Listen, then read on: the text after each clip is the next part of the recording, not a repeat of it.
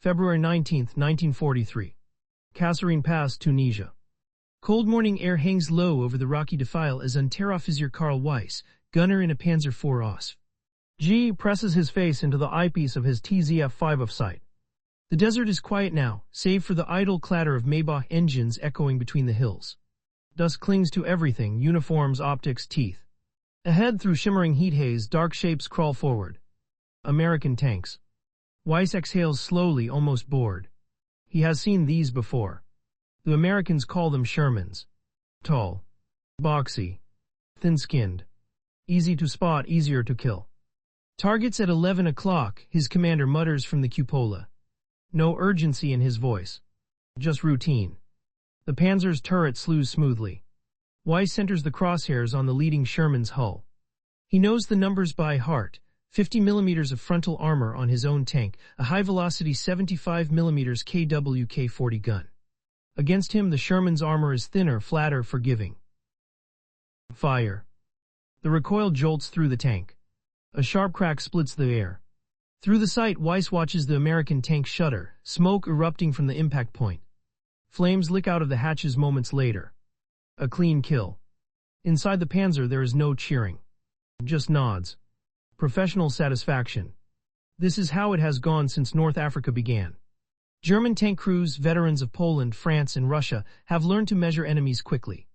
And the Sherman to them is not frightening. In after-action talk they mock it. Too tall. Too loud. Burns easily. A Tommy cooker. The Americans, they say, don't understand armored warfare. Their tanks are mass-produced compromises, designed for factories instead of battlefields. They lack the angled armor of a Panther, the raw power of a Tiger. In the desert, where engagements are long-range and unforgiving, German gunners feel supreme. And for now they are. Across the paths, American crews scramble amid chaos. Sergeant John Miller, commander of an M4 Sherman from the 1st Armored Division, slams his hatch shut as shells whistle overhead. He has been in Africa only weeks. The desert war is nothing like the manuals promised. German fire is precise, methodical. You don't see the enemy until they hit you. His tank lurches forward, engine straining. He knows the rumors. Everyone does. The Sherman won't take a hit the way German tanks do. You maneuver. You flank. You rely on numbers and support. At least, that's the theory. Another Sherman explodes to his right. Miller grips the intercom. Driver, keep moving, don't stop, don't. The order is cut off by the thunder of impact. Steel screams. The tank jolts violently. Inside, smoke fills the fighting compartment. They are alive, but barely. Kasserine Pass will become a disaster for the Americans. Poor coordination. Inexperienced leadership. German armor, including Panzer IVs and Tigers, tears through U.S. positions with clinical efficiency. For German crews, it reinforces what they already believe. American tanks are inferior, and American industry cannot compensate for poor design. But even here, amid the wreckage, something subtle is happening. When Weiss looks back across the battlefield later that day, he notices something unsettling, not the burning hulks, but the sheer number of them. Knock out one Sherman and another appears. And then another. Columns of American armor keep pushing forward, absorbing losses that would cripple a German unit. Still, the laughter continues. In letters home, Panzer crews boast of kill counts. 10 Shermans destroyed. 15. Sometimes more. The numbers are impressive. The confidence is genuine. The German army prides itself on quality over quantity, on craftsmanship and tactical brilliance. Factories in the Reich build tanks carefully, deliberately. Each machine is complex, refined. But they are slow to arrive. Spare parts lag behind. Crews wait. The Americans, by contrast, seem careless. Their tanks arrive in waves, uniform and interchangeable. To German eyes, this is wasteful. Unsustainable. They do not yet understand what stands behind those waves. Thousands of miles away, in Detroit, Lima and Chrysler's Detroit Arsenal tank plant, assembly lines are humming day and night.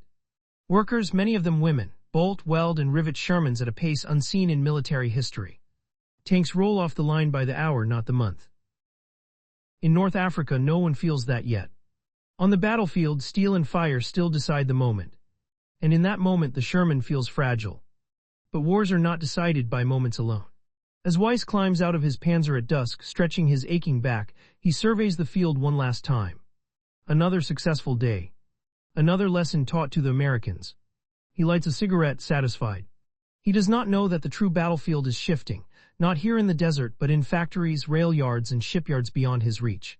He does not know that the thin armor he mocked is attached to a machine designed not just to fight, but to be replaced. And when that realization comes, it will be too late to laugh. July 10, 1943. Gela, Sicily. The sea heaves violently as landing craft grind onto the beach, ramps crashing down into surf thick with sand and blood. Second Lieutenant Robert E. Harmon, tank platoon leader, shouts himself hoarse over the engine noise as his M4 Sherman lurches forward, tracks biting into unfamiliar European soil. This is not the desert. The air is wet, the ground uneven, the sky alive with aircraft. German anti-tank guns open fire almost immediately. A Sherman to Harmon's left is hit squarely, its thin armor no match for a well-placed 75mm round. The tank burns. The crew bails out, some on fire, others limping, screaming. Harmon forces himself not to look. He has a job. Forward. Always forward. Behind the German lines, Oberleutnant Franz Keller, commander of a Panzer Grenadier anti-tank unit, watches the landings with grim satisfaction. The Shermans are coming ashore in numbers, just as expected and just as vulnerable. His gunners work efficiently, knocking out tank after tank as they crest the dunes. But something is wrong. By mid-morning, despite heavy losses, the Americans have not slowed. Damaged Shermans are pushed aside.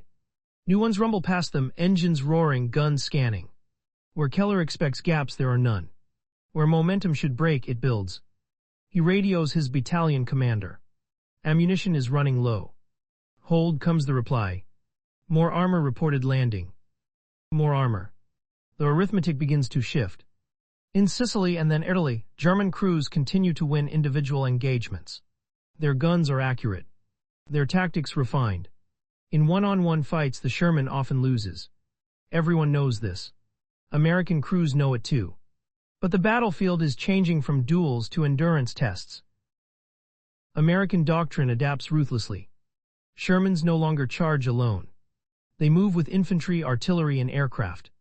When a German gun reveals itself, it is smothered by fire. If a Sherman is lost, another takes its place within hours, sometimes minutes. Maintenance crews work through the night. Damaged tanks are cannibalized, repaired, and returned to action at astonishing speed. German units cannot match this tempo. A knocked-out Panzer may sit abandoned for weeks, waiting for parts that never arrive. Fuel shortages worsen.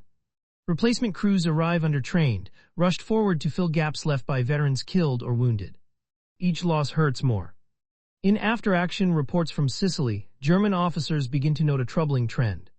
They destroy American tanks at a favorable ratio, sometimes 3 or 4 to 1, yet still lose ground. One report from a Panzer division bluntly states, enemy armored forces appear inexhaustible. Back in the Reich, factories struggle. Allied bombing disrupts production. Skilled labor is scarce. Complex designs like the Panther demand precision, time, and resources Germany no longer has in abundance. A single mechanical flaw can sideline a tank before it ever sees combat. Across the Atlantic, American factories simplify, standardize, and accelerate. The Sherman is not perfect, but it is reliable. Parts are interchangeable. Training pipelines are streamlined. A tank destroyed in Sicily can be replaced by one built months earlier, shipped across an ocean, and driven straight into battle. This is not accidental. It is strategy. By late 1943, the mockery fades into frustration. German tank crews still speak derisively of the Sherman's armor, but now the jokes carry an edge. Killing Shermans no longer feels decisive. It feels like fighting the tide. Harmon learns this lesson firsthand outside Salerno. His tank is hit, disabled. The crew escapes. 12 hours later, he is issued another Sherman, same model, same controls, same feel. He climbs in without ceremony and goes back to war. For him, survival now means continuity. For Keller, it means exhaustion. His unit is rotated, then thrown back into the line. Losses mount. Guns wear out. Men grow hollow-eyed. The war is no longer about who has the better tank. It is about who can keep fighting tomorrow. And tomorrow, the Americans always seem to have another Sherman waiting. June 12, 1944.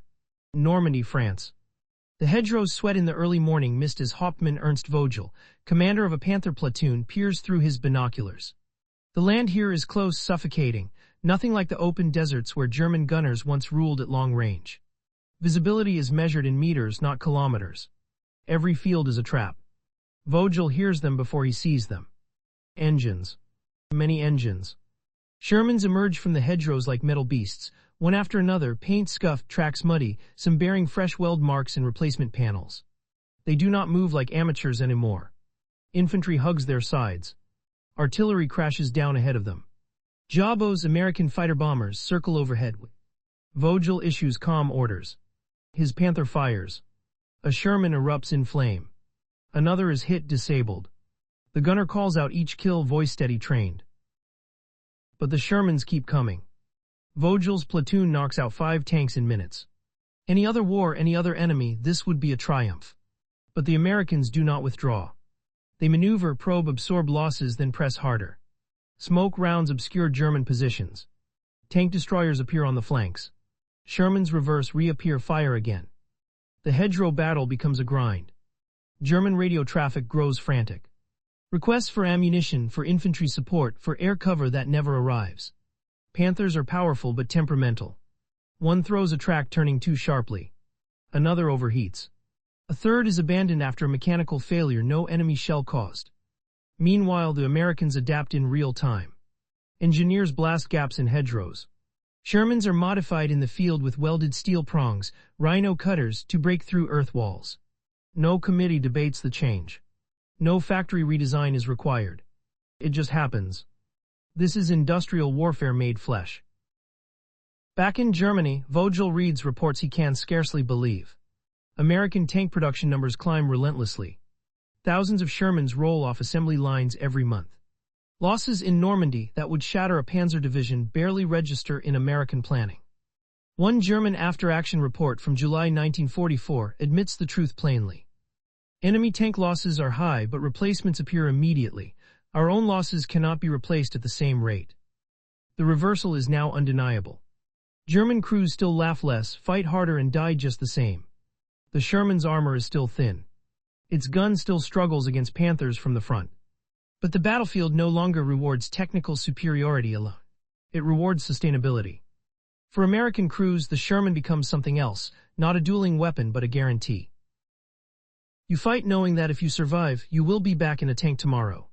If your unit takes losses, the gap will be filled. Training, logistics, and production form a safety net beneath every advance. For German crews, every engagement feels final. Each lost tank is irreplaceable. Each veteran killed takes experience the Reich cannot regenerate. Confidence erodes not because the enemy is better, but because he is endless. Vogel abandons his Panther that evening, fuel gone, engine failing. He and his crew retreat on foot through fields lit by distant fires. He looks back once, not in anger but in resignation. The Americans are still coming. The laughter of North Africa is gone now, replaced by grim acceptance. The Sherman was never meant to win the war alone.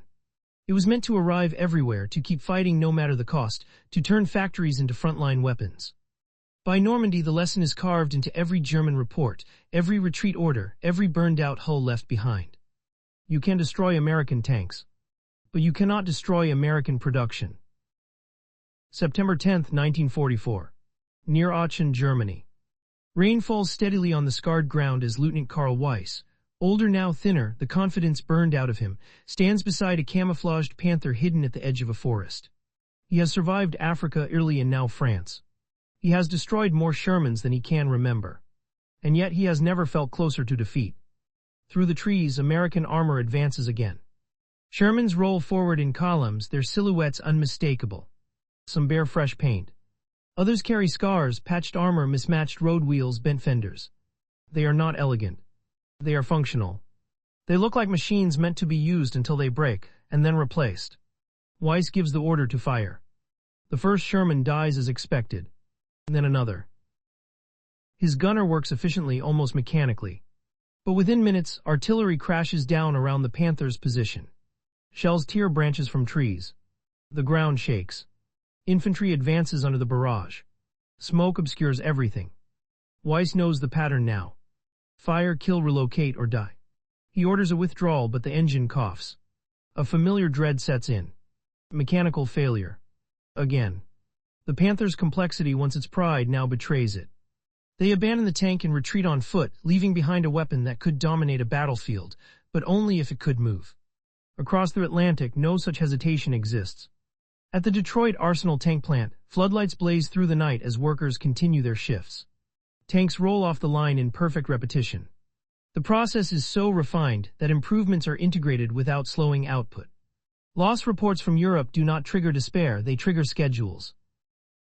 The war has become a contest of systems, not heroes. German after-action reports from late 1944 finally strip away all illusion. One states, enemy armor can be defeated tactically but not operationally. Another admits, the decisive factor is not tank quality but replacement capacity. This is the reversal made complete. The Sherman, once mocked for its thin armor, has done exactly what it was designed to do. It has shown up everywhere, absorbed punishment, and kept the American army moving forward. German crews still fight with skill and courage, but now with the knowledge that every victory is temporary. When Aachen falls, Weiss watches American tanks roll through the city streets, engines echoing between ruined buildings. He recognizes the sound immediately. It is the sound of inevitability. He no longer laughs. Because he finally understands what the Sherman always represented, not a perfect weapon but a promise. A promise that the Americans could lose today and return tomorrow, stronger, better supplied, and unbroken. And in a war where time and industry decide the outcome, that promise was deadlier than any armor plate.